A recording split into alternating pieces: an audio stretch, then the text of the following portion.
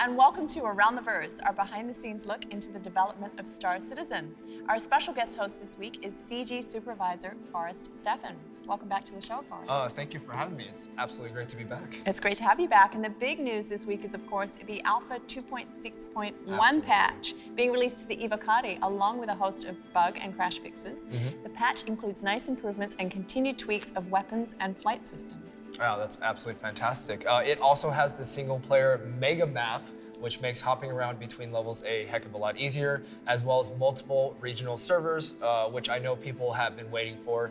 Can't wait to get this in the hands of the players. Yeah, we had Will and Adam and Dave. They were playing around with it today, having a blast. Having a blast, yeah. Yeah, totally. And before we get to the show, is there anything interesting that you've been working on lately? Always interesting things.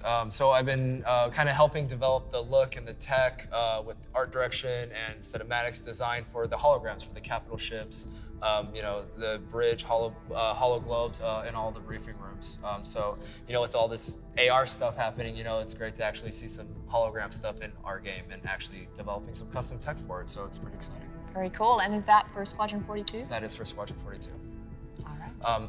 It'll eventually show up in the PU, but the focus right now is to establish a consistent look, interface, design, a way to communicate the briefings to the players for the Squadron 42 campaign. I also heard that you were working on some dead body tech. A big part of the build-up for 3.0, corpses are part of the set dressing, in the wrecks, the abandoned ships, and we wanted a way to use our loadouts, our current characters, instead of just placing these temporary props. So we developed a system to use a physics-based approach to having designers place these dead bodies everywhere. I don't know why I find that exciting. I'm not sure what that says about me. We can move on from there. Actually, if we can show a video, maybe you'll see how fun it actually is.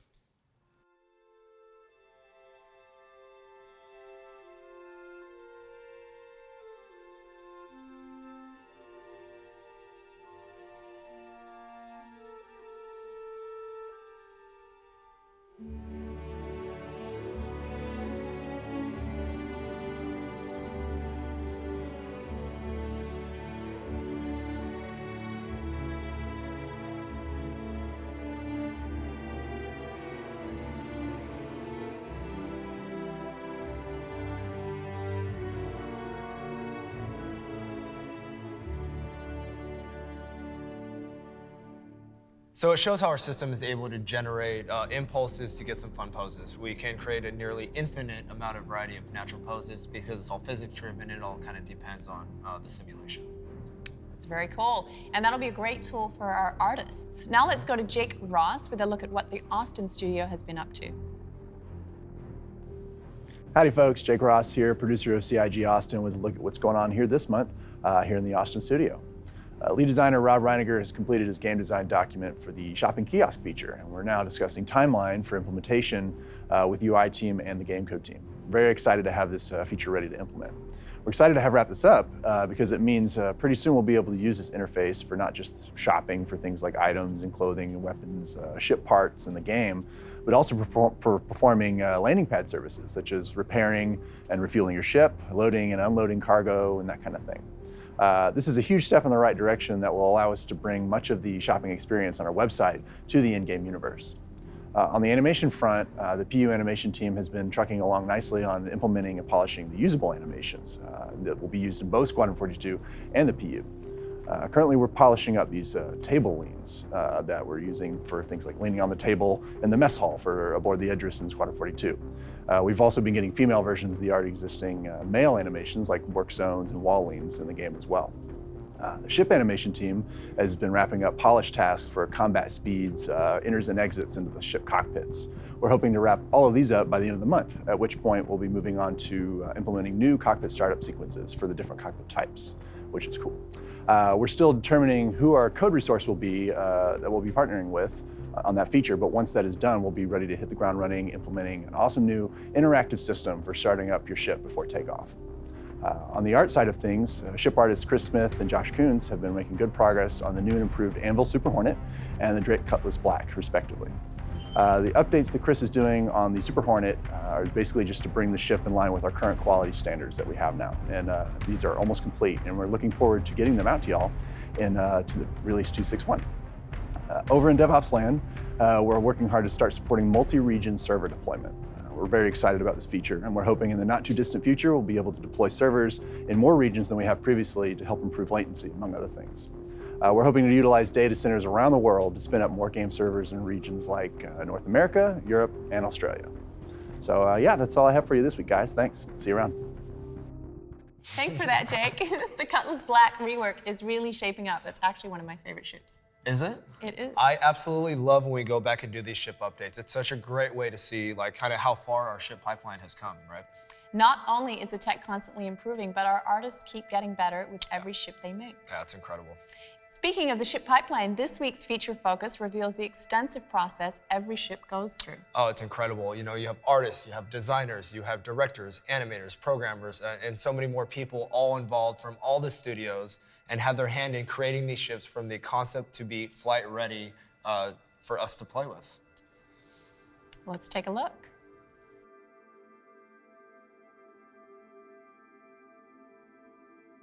Hi, my name is Luke Davis. I am the producer here at Foundry 42. I look after the ship, environment, and UK tech design departments. Here at CIG, the ship pipeline has seen a remarkable evolution. Before I got here at Foundry 42, we were still outsourcing ship assets to various companies to finish the artwork that we didn't have the capacity to do in-house at the time. And it proved that there were various issues that came along with outsourcing an art asset. One of the biggest issues was the communication breakdown between the various departments. So whereas now we have the absolute luxury of being able to have various departments and disciplines within the same studio, specifically the art director, the art team, and the tech design team all in the same building, whereas previously what we had was a tech design department in Los Angeles, we had an art team here in the UK, and we used to outsource ships for concept and the 3D assets to another company. What we now have is an official design document that our tech design team, both in LA and the UK, sign off on and sort of go, right, this is how many thrusters it should have. This is the exact animation template it has to use. This is what weapons it should be using, and sort of give an idea on roughly what the ship needs. Its minimum requirements, not to define the shape or how it should work, it's just what should be in it. One thing I really like about the process here at Star Citizen is that they kick you off with a 3D kind of cheat sheet of volumes, saying we need engine size to be roughly this particular cube. We need a gun to be this size. They want to make sure that as you start thinking about it, you're kind of aware of what the different shapes are and what the different proportions are.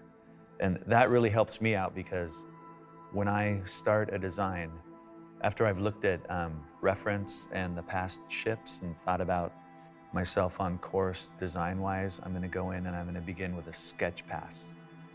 And that's my thinking pass. When I have a pencil in my hand and I have paper in front of me and I'm just noodling and drawing, that's when I'm really getting my head around what I want the design to be, or how it should balance, or what the proportions could be. And so in my first physical pass with the Buccaneer, I did a kind of big cheat sheet that was basically kind of pared down to the most simple components. Engines, cockpit, guns, wings, let's move stuff around and let's kind of see if we can get a feel for it. So one of the challenges of the ship being in the concept phase is not just to make a pretty ship, is to make sure that it works for what we want in the game. So, you'll take what design wants, what Chris originally envisioned for the ship, and try and turn it into some sort of image. What tends to happen when we get a concept into production is we're handed a series of images that have been finalized, final paint overs, and just beautiful illustrations. In addition to that, we also tend to get a concept model, which is what the artist used to paint over and do his final renders. To actually make that usable, we tend to have to rebuild that model. We can't just, I mean, we can technically take that and put it directly into the game, but it would be very expensive because the concept models tend to not worry about poly count or anything like that. And also, it wouldn't conform with some of the technology that we're using. So we essentially have to just rebuild that model. But in most cases, we're not just rebuilding the model, we're also making some changes along the way, especially as we discover changes that we have to make due to the white box phase. As the concept guy, you're used to getting the ball rolling, but then once the ball is rolling, you want that collaboration with the physical design team that's going to be doing the actual 3D of the ship.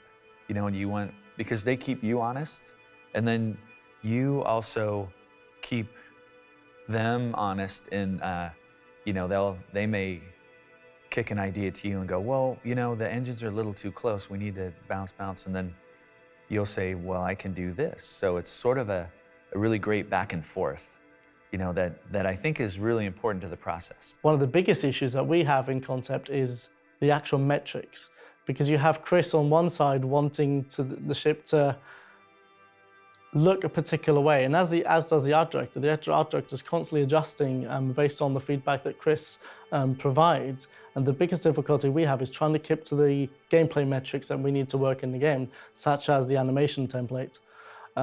So animation have, for our current ships, they provide, for each ship there's a template attached to it. And we have to make sure now not to make any more templates, except when it's absolutely needed, and if we can use an existing one that works. So if we go, right, you know what, we would like the same entry animation as we did on the Gladius. Now try and use that entry animation on this new ship. How would it work? What are the challenges it comes with it? And it's just to make sure that everyone's involved in communicating with everyone what the new risks and issues are as part of that pipeline. So what we tend to do is we'll get the concept model if we have one, and we will essentially just build a very rudimentary version of the ship. It doesn't have anywhere near the detail that the final model is going to have, but it serves as a representation for us to start playing around with gameplay elements. So once we have this rudimentary model, we can throw that into the game super fast, and working with the tech design team, we can start actually adding weapons to it. We can start actually adding a rudimentary cockpit and have positions for the animations to work properly.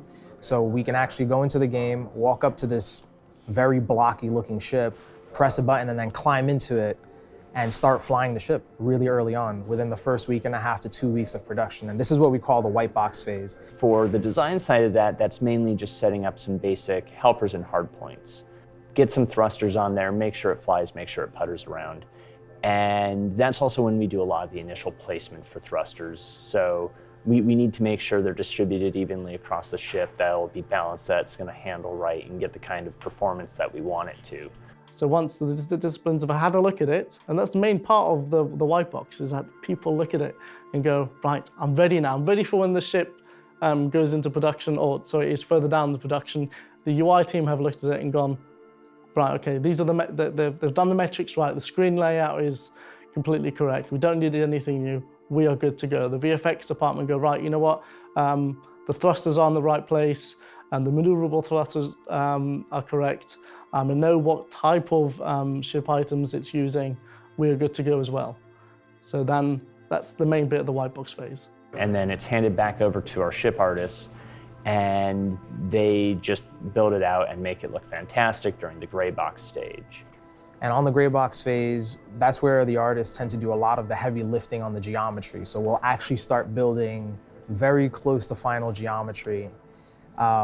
We'll start adding bevels, or as Max used to call chamfers, all over the ship in order to use custom normals on our ships, which make it look as though it's higher geometry than it actually is. Custom normals is a technique that we use. Essentially, we call it custom normals, but the geometry that we have, each vertices on the surface has a direction which determines how the light bounces off the surface. So typically, there's a technique called subdivision modeling, where you will take you will take a surface and an edge, and you will sort of reinforce that edge by adding multiple loops to either side of where you want the light to bend. And that will give you sort of a nice flat surface on one side, and then a crisp little bend, and then a flat surface on the other side. So it looks really smooth. We really can't afford to add that much geometry because it makes everything a lot more expensive to do it with that technique. So what we do is we'll take the vertices, and instead of reinforcing the edges, we'll add a single chamfer, and we will then tell the verts to have their tangents pointing exactly where we want them to go.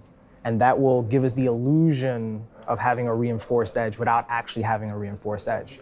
So it gives us a much cheaper asset in terms of geometry, but the quality is just as good. And it ends up making the ship look really cool. But that's essentially what we do in the Greybox phase, is build as close to final geometry as we can, using only 2 tones to break up the surface. So we'll have a light gray and a dark gray, or maybe a high spec value, a low spec value, just to get a basic breakup of the colors and how we're going to break it up on the exterior. We'll also do more finalized animations in this stage. So we'll go ahead and build full landing gear and actually do the folding up and closing to make sure that everything closes perfectly and looks beautiful. And we'll do this for landing gears, we'll do this for ladders, we'll do this for the cockpit canopies. Anything that moves on the ship is something that we end up animating within the Greybox phase. Mostly because we actually can't build the final geometry without knowing how it's going to move. So it's really important for us to sort of work on animation and building simultaneously. Because when you go into Greybox, you start needing to tech design, get much more involved. They have a working ship, or in white box form, and their job is then to go and make it flyable in the engine. And of course, it's only going to be a flyable white box, but it's flyable nevertheless. And it's trying to make it work for all the other disciplines. The goal is at the end of the tech design Greybox phase is that other disciplines have something to work with. Once I get it back from there, it starts getting into more of the nuanced setup. So really getting the final thruster items hooked up and not just, placeholder items. Making sure all the guns are seated properly, making sure everything is functioning, giving the player the right line of sight, making sure they have the right speed or convergence angle, just all that real core tuning that starts to really build a ship out and give it its character. So we try to produce a ship thinking about the kind of experience and feeling that the player is meant to have. And you can really see this exposed in a lot of our bigger ships that have large interior environments. So some ships are meant to feel very sleek and clean, luxurious, so you'll have a lot of clean walls, a lot of brightly lit areas. And some ships are meant to feel really claustrophobic and unsafe. And the Caterpillar is a great example of that. It's dark, it's dank, there are a lot of sharp edges everywhere sticking out. So we can also communicate that character with our animations. So one really good example of that would be something as simple as the way a door opens. If you have a very smooth, quick movement on the door, it gives you the sense that everything's working properly. There's no mechanical problems with it. Whereas opposed, if you have a door that sort of jerks a little bit and looks like it's scraping across the side as it moves out, you get a sense that the ship's a little bit more dilapidated, that kind of thing. So when we build ships here, we try to build our proxy animations to have some of that feeling in them. So if it's a ship that's not meant to be perfectly smooth and perfectly refined, the Buccaneer is a great example of this as well. We would like the landing gear to sort of deploy and sort of feel like it's dropping before it gets caught, because it's not a perfectly smooth transition. So those are just a few of the ways that we try to add character and personality to the ships.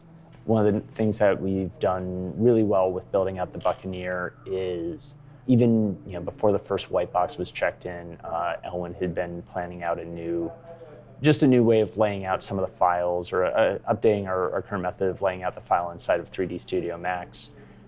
That has really sped up the process on doing handoffs between art and design, where an issue can be called out. Okay, cool. The feedback goes back and forth, and I can still set everything up without ever having to worry about their work, overwriting mine or mine overwriting theirs. So it just removes a lot of roadblocks, and that way it lets us even with any uncertainty, it lets us be agile enough to jump onto the Buccaneer or the Cutlass or whatever other ship or task is coming up when the time comes for it. The Drake Buccaneer is now considered Greybox complete in the production pipeline. There are still many steps remaining before we can consider this flight ready, and we'll be back later when it is. A lot of really great info in there, and it's fun to see how everything comes together. Yeah, it really is. And of course, us developers can only do so much, and we rely a lot on the feedback that you, the backers, provide to us. All of your testing is vital to the project, so please keep playing, contributing through the issue council and the forums. And Star Citizen would not be what it is without your support.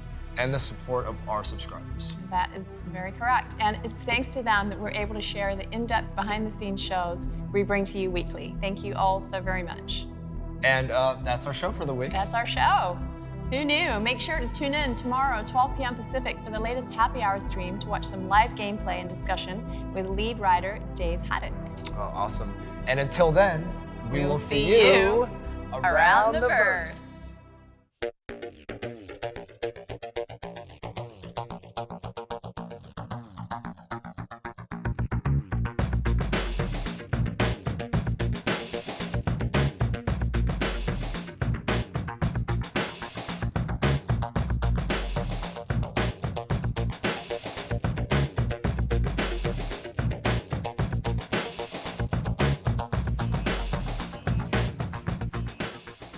Thank you for watching. So if you want to keep up with the latest and greatest in Star Citizen and Squadron 42's development, please follow us on our social media channels. See you soon.